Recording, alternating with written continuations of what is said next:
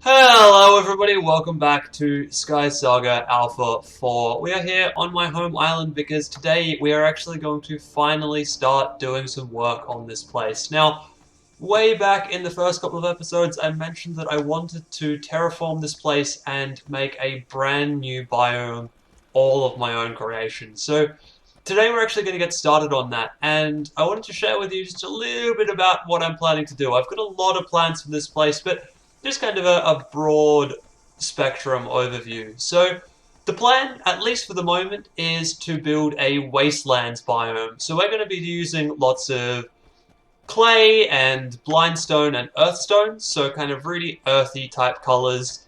And we'll probably throw a bit of gravel in there as well. And to start this thing off, what we're going to do is we're going to build a gigantic ring of clay centered on this point here, which is the back edge of the portal. So I've started this off just by clearing these pathways out so I can actually use this to measure from there all the way out to the build limit of the island. And we're going to be building this ring at this level here, not right there, but we're actually going to be building it at this level. So this is where the clay is going to go.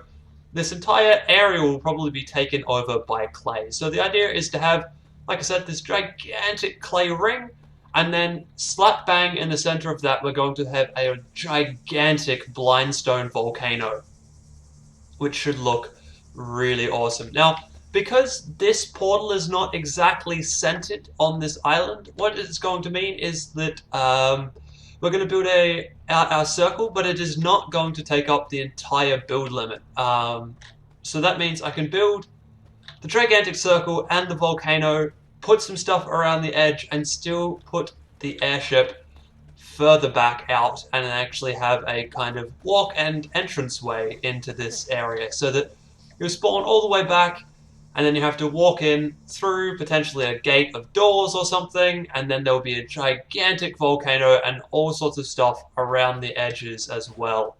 So that's the plan for this area, and this is what we're going to be doing from now until they actually wipe the alpha and give us something new to do. So the first thing I want to do is actually measure this island out, as I said, so I need to work out how much space I actually have here. And the way I'm going to do this is, as you can see in my inventory, I have some clay. I have 710 clay, so I'm basically going to do an arm off in each direction and simply take the value of clay that I have left over away from this 710 at the very end of all of that. And I'll be able to work out how far I've got to build in each direction. So I'm going to clear all this stuff up, I'm going to run these lines of clay out, and then we'll work out how big a circle we can build, and I will be right back. And there it is. So we actually have all 4 axes done, and these things are at the correct level and run all the way out to the build limit. So if I have a look at my minimap, you can see these are the build limits that I have, and then this back of this little island here is where this other line goes through to. So as you can see, the portal is actually off-center a little bit on the map, and the shortest line is actually this one here, which is 70 blocks long. Now that means that the rest of these I'm going to have to cut short to get a kind of spherical island shape going on. So these ones here are like 91 and 92, and then we've got 110 all the way out to here. So what I'm thinking is this kind of area down the back here is going to be my friend spawn zone, or like everybody's spawn zone.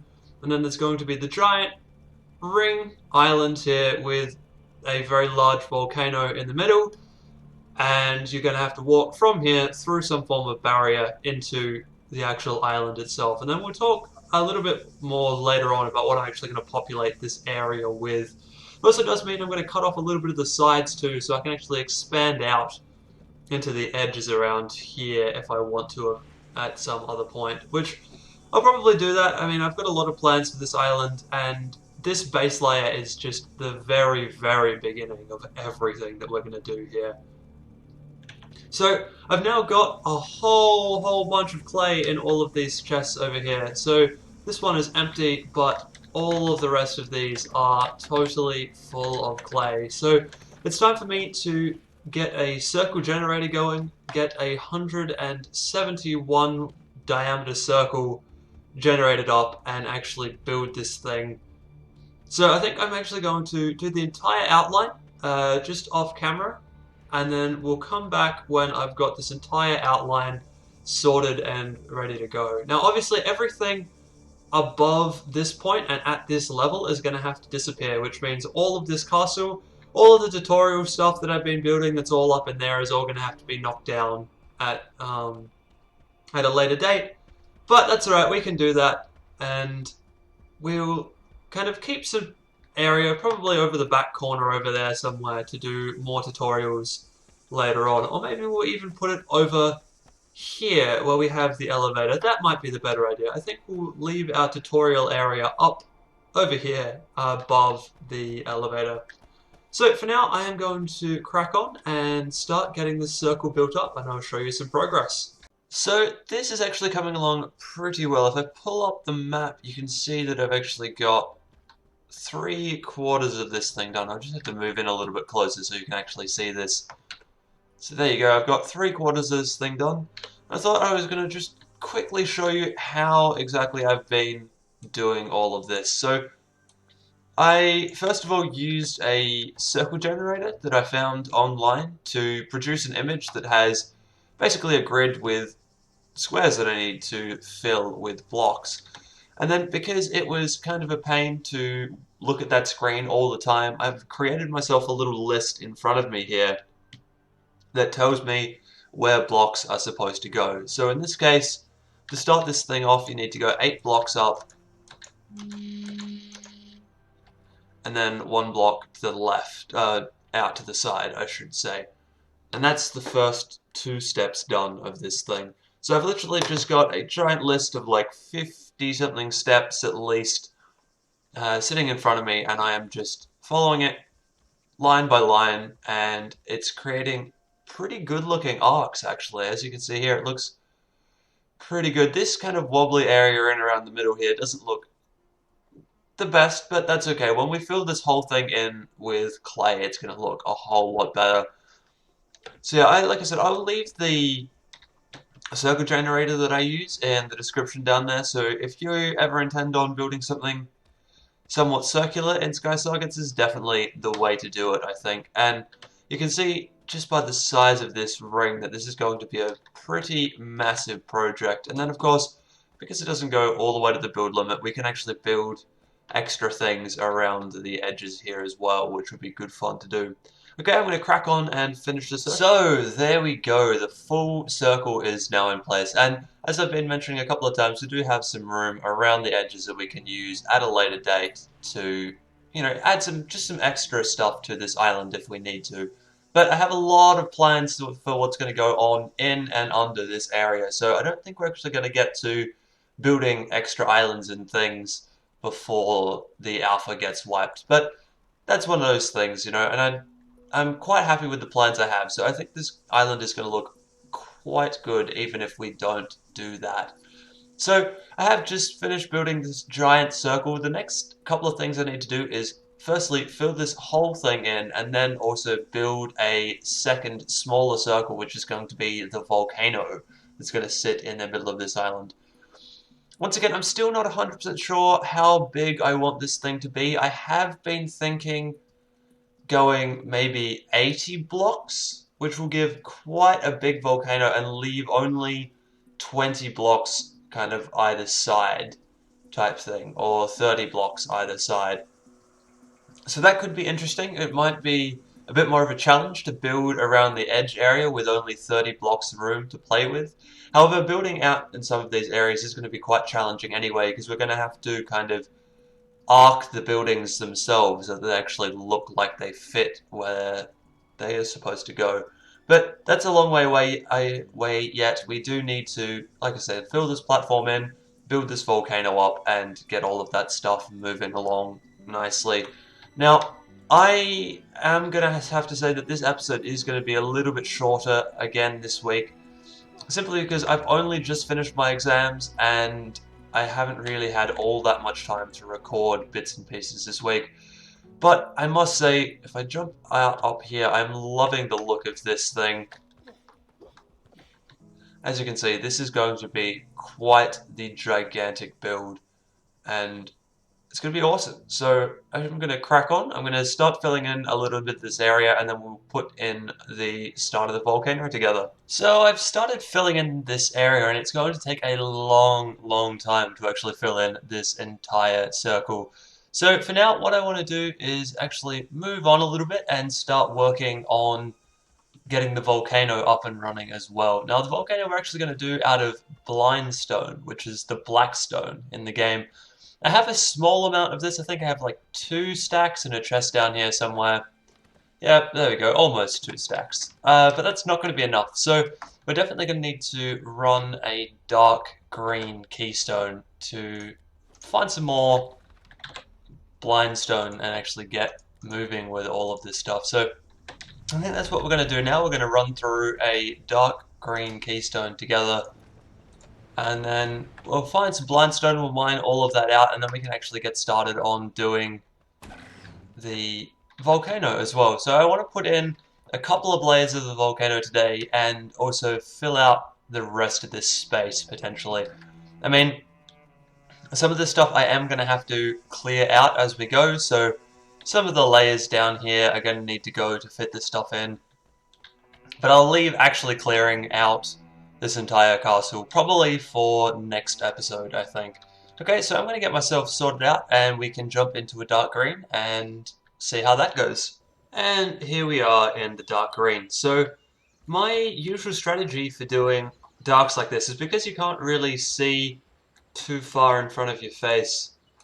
I always try and keep my eye on the minimap and skirt around the edge of the island, because the edge of the island is where you're going to find the 2 subquests, the 2 other locations of interest around the map. And then usually right in the middle is where you'll find the actual main quest, or like the boss room and the portal and all that kind of stuff. So that's the castle there. That thing is actually made completely and totally out of blindstone, so we can harvest that. The other thing we can do is we can find a whole bunch of the caves that are around here. There's one over here by the look on the minimap. Yep, there we go. And we can go cave diving, because right down near the bottom of the world there are actually deposits of blindstone as well. So what I think I'm going to do is I'm going to explore the edge of this map out a little bit, find the key locations. I'll show you those as we go through them. And then I'm going to go caving, find some more blindstone down there, and then we'll take on the castle together. I think that's the best plan as to how to tackle this place and get the most out of it for all of us. So I'm going to do that. I'm going to kind of skirt around the edges, and when I find something interesting, I'll show you what that is. So I found a windmill, and as you can see, I've just been kind of scooting around the edge here and kind of slowly revealing more and more of the map. That's the easiest way, I think, to find these places in Dark Worlds, especially when you don't quite know where things are going to be, or, you know, what you're actually looking for sometimes. So this place doesn't appear to have any chests in it. There is sometimes a chest all the way up the top there, so let's go check that out. The easiest way to get up there is to dig these 2 blocks out, stand on these books, and you want to go up another couple of blocks and jump just like that. And there's usually a chest either along here or along this axis, if there's actually a chest in this place at all, which doesn't happen all the time, but it does happen every now and again, so it's always worth checking that out. So that one wasn't actually very exciting. There's a whole bunch of other stuff in here that I could smash if I could be bothered, but I don't really need anything else from here. I might take those arrows though, so we are running a little bit low. So I've been a little bit unlucky with the locations that I've actually had in this map. This is the final landmark in this thing, and it is a herbalist hut, which, once again, usually only has 1 chest buried down in the floor here, if it has anything at all, which in this case it doesn't actually. All we've got is this 1 bandit fighter that protects this place from harm. So that's it. That is all of the edge quests that we've actually got around the place. I'm going to go do a little bit of caving. I'm not really looking for any materials other than blindstone, so I'm going to head down as deep as I possibly can in this cave. See if I can find some blindstone, and if not, I will meet you in another cave. So I am in the very bottom of the 5th cave that I've been into, and so far I haven't found a single block of blindstone, which is kind of getting annoying, to be perfectly honest. So I think what we're going to do is we're going to swap over to the frost steel pickaxes, and we're going to take out the fortress that's upstairs. It is going to take a little bit more time to harvest the same amount of blindstone, but it's going to take even more time to go and actually find it down here at the bottom of the world somewhere. So I think, everything considered, it's probably going to be easier and faster just to take it with the frost steel pickaxes and take it out of the castle itself.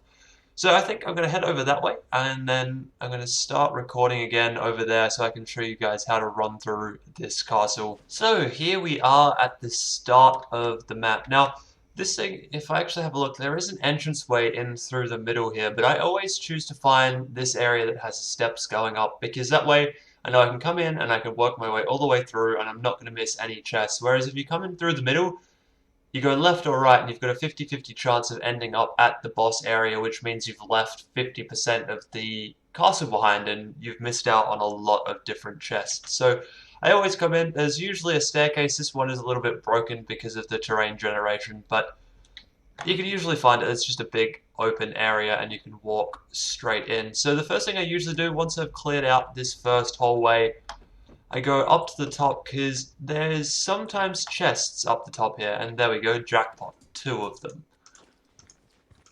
Which is exactly what we like to see. So I'm not going to take everything out of these. There's some things I want and some things I don't.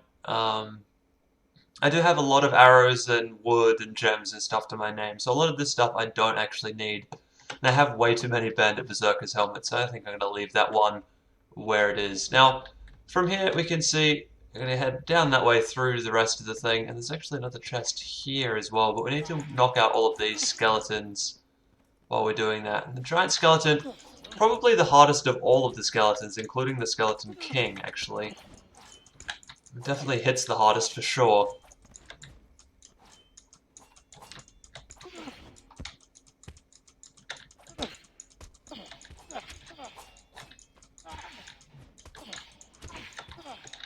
That was a pretty derpy fight, actually. I could have done a lot better in that, but I was just trying to make sure I got through it pretty quickly. So, there's a lot of bad guys in here, obviously, as this is a Dark Keystone. However, the skeletons themselves go down pretty easily, and they don't do a whole lot of damage either, so it's not too bad. Just need to actually equip some food and eat something.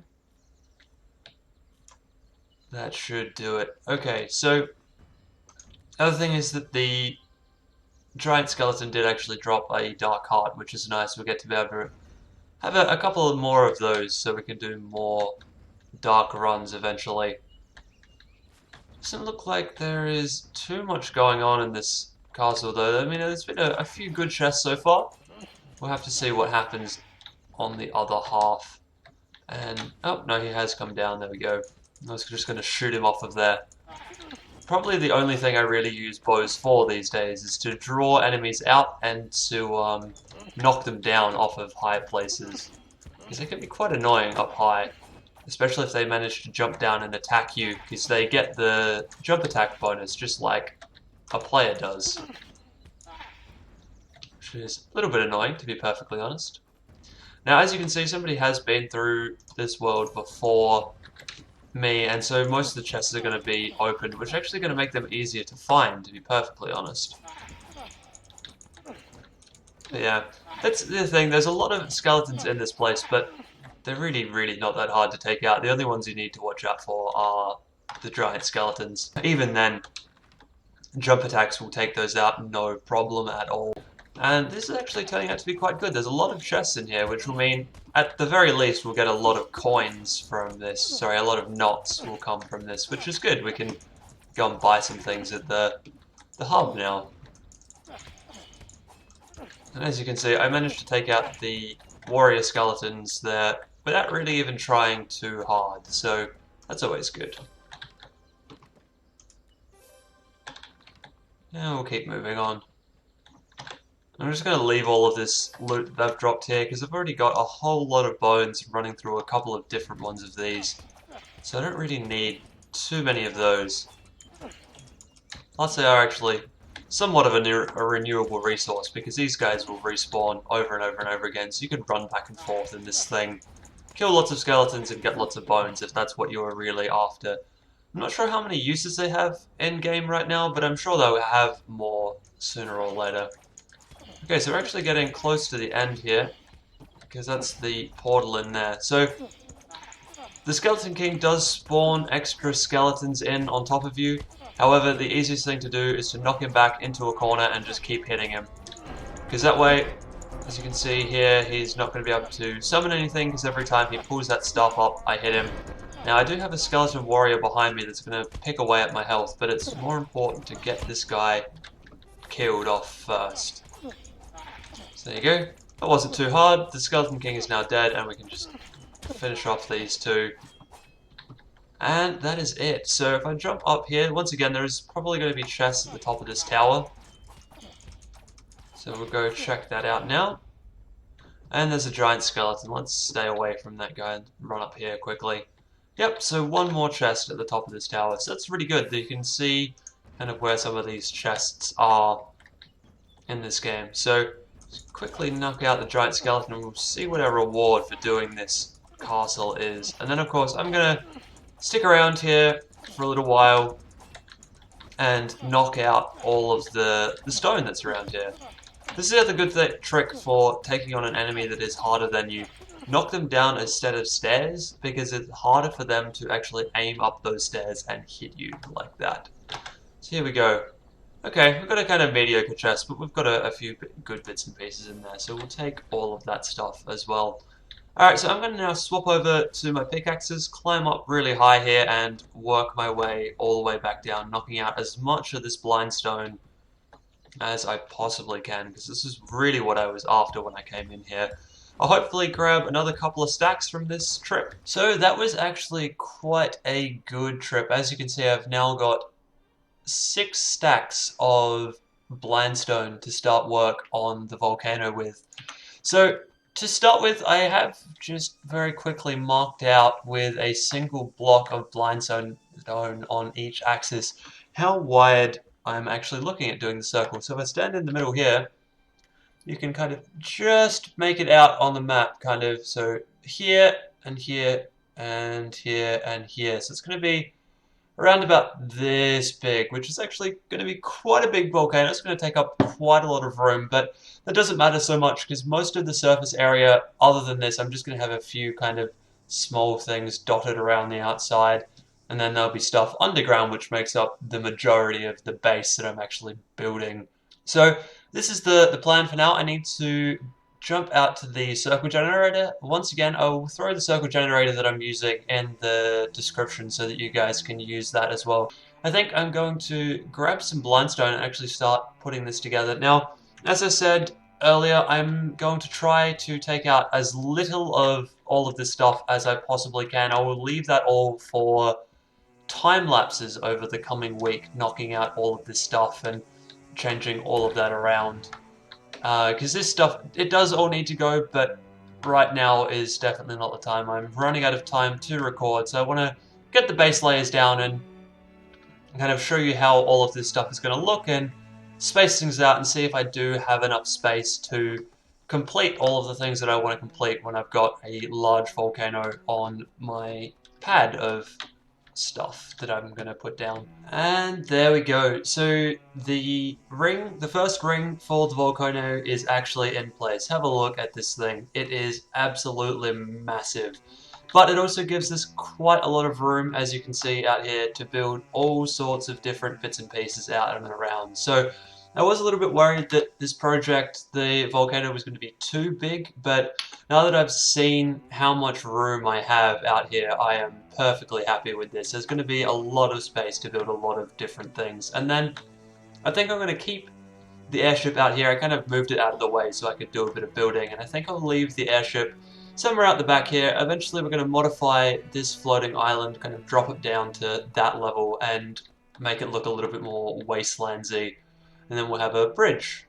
Better than this bridge, but a bridge still across over to this island here with the giant volcano up through the middle. So there's still a lot of work to go, there's lots of clearing to go, there's lots of block placing to go. We still have lots of blendstone. I've only taken a little bit of it with me right now. Still got plenty to do. More work on this place. Obviously going to have to, clear out small floating islands and trees and all of that castle. But I think we'll leave that till next time. We'll make some really cool time lapses out of all of that stuff. Some first person and third person time lapses in amongst that. I'm also quite happy though that this circle that we've created doesn't go anywhere near the elevator. So as I was saying at the start, we'll probably end up putting kind of a tutorial island up there, and I'll use that space to do all of my tutorials from this point on. So I think that is all for this episode. So like I said, next episode we'll keep working on this thing. We'll clear out a lot more of this, place down some more blocks, and keep going with it. It's going to be quite awesome to see how this thing progresses. And obviously, the first task, which is going to be the next 3 or 4 episodes, is going to be getting this volcano built up and ready to go. So I'll see you then.